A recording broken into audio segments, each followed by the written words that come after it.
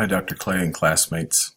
This is Recall, my EDL 853 Module 3 Special Education Interviews.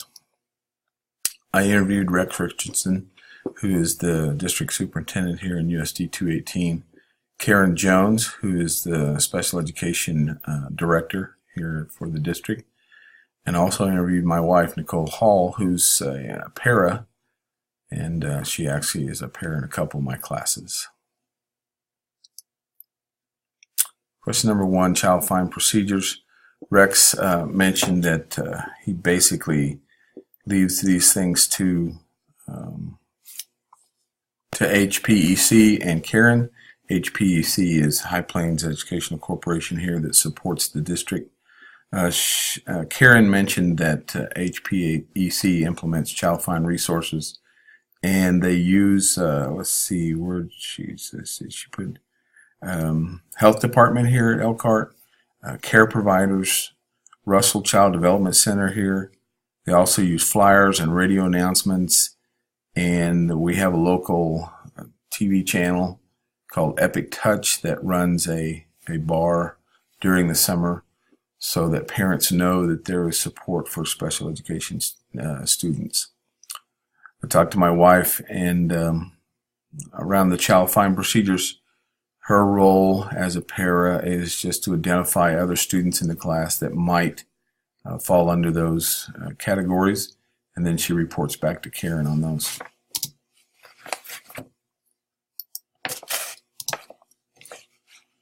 Next question was most challenging part of special education. Rex said making sure that the district complies with all the laws and regulations, both state and federal. At the high school level, Karen said that a lot of parents want to blame the teachers and the paras when the students are failing in their subjects, and she said that that's a constant thing that she fights with all the time. Nicole mentioned that teachers not following the district rules about how paras are used in the classroom for their support of the SPED students. The most rewarding part of special education, Rex told me a couple stories about special education students that came through the district and then came back to him years later and thanked him for what they did for him and helping to get their lives going and started. Karen said that realizing or having a student realize that they actually love to do something and then helping them toward that goal after graduation. And Nicole, my wife she has a 2-year degree from a German university, but she's a very talented math person.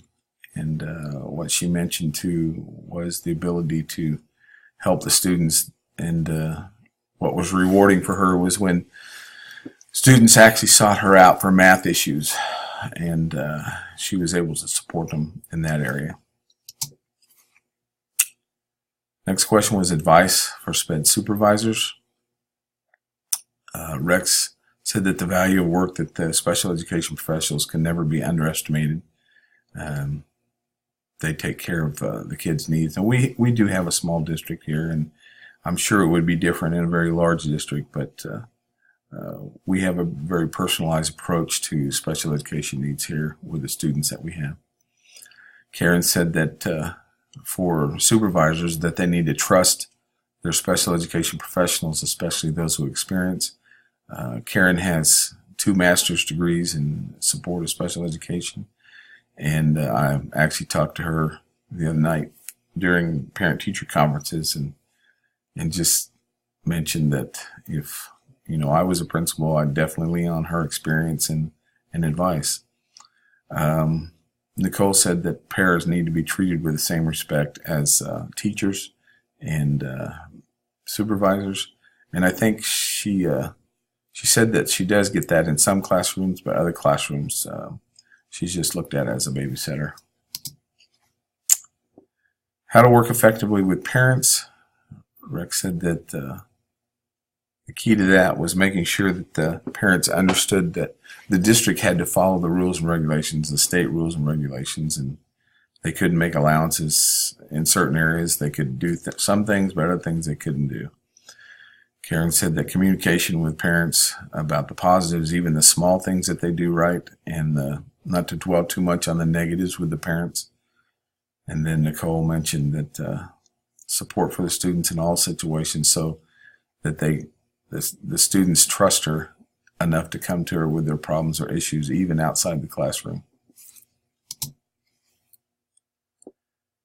Working with regular education teachers, special education needs for the district can call for specific training, and we have had professional education trainings here at the district around special education. So he realizes that new teachers as well need to know how to support the special education department in the district. Karen said that they need to leverage the regular teachers as a tool to support. Here in our district, it's a pretty small district, so the teachers that are here have been here for a long time. So she thinks that they're a huge resource in supporting these kids.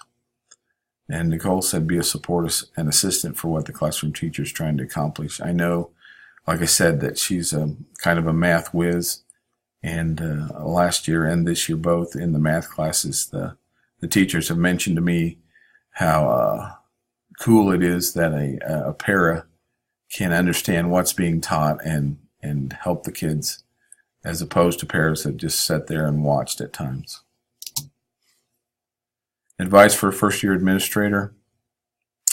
Rex said, you've got professionals. I mean, he mentioned that if he has an issue, even as a seasoned administrator, if he has an issue, he calls HPEC and asks for guidance. He said, trust the people around you, trust your professionals, and just support them in that way.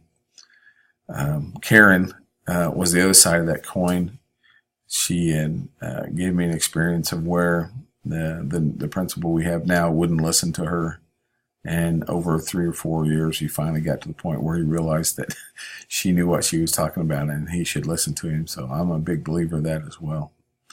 And then Nicole mentioned that a first-year administrator needs to realize the value of the paras, because they're the grunts, what she called them, the grunts of the special education system. They're down and doing the dirty work and the day-to-day work with the special education kids. Roles of SPED professionals and administrator.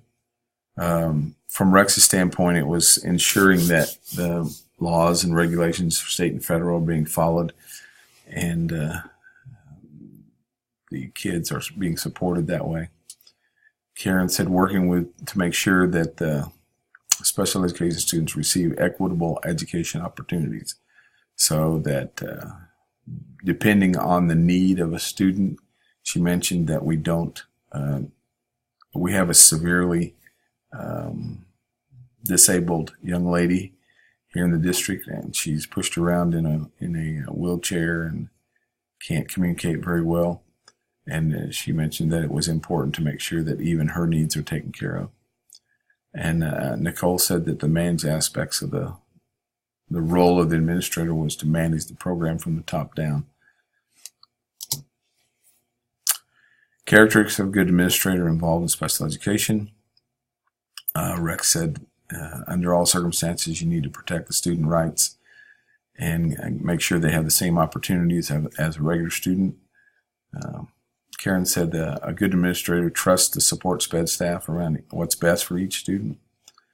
And then again, Nicole mentioned that a good administrator realizes the value of the paras and doesn't treat them like serfs or staff, and the value that they bring to supporting the regular education teacher, which I would certainly agree with, because I see my wife a couple hours a day and supporting.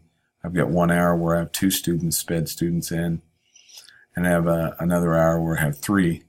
So she does a great job of being an assistant teacher in my classroom. And like I said, I've heard a couple times about how supportive she is and what an asset she is in the math classroom. I really liked this little slide, a picture that I found, the difference between equality and equity. Equality is giving people the same things, the guys at their left, and then equity is fairness in every situation. So I think from dealing with SPED students, we need to make sure as an administrators that there's equality and equity going forward. So thank you, Dr. Clay.